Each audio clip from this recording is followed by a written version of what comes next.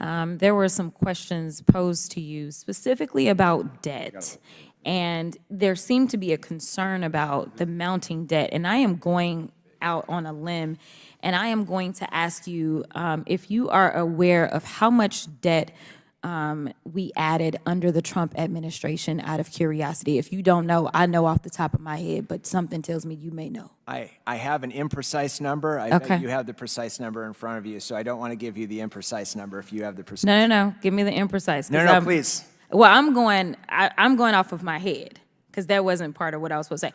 But long story short, $8 trillion was added under the Trump administration. And so I think that it is important that we focus on making sure that we're keeping our debt under control, but I think it's also important that we're honest about how that debt is accrued and make sure that we don't continue to make the same mistakes. I know that the election was brought up, and there are those that are standing by their man, but they also seem to be concerned about debt, which seems like the two don't go together, because we know that their man actually is really good at running up the credit card debt for this country, because he likes to give tax breaks to his very rich friends, which means that we don't get as much money coming through the door when they are not required to pay their fair share. So I just wanted to make sure that we put that out there first and foremost.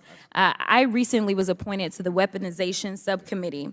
And so I'm going to have plenty of long days ahead of me, kind of like what I have here on Oversight. But the point of the Weaponization Committee was to have a conversation about the government being weaponized in a way so that people could somehow get some personal gain, because there's this theory that this administration has somehow weaponized the government. There is not this acknowledgement that the other guy just is a criminal, because that's just too hard to believe, even though he currently is sitting in New York facing criminal charges that were not brought by the federal government, but instead by state government.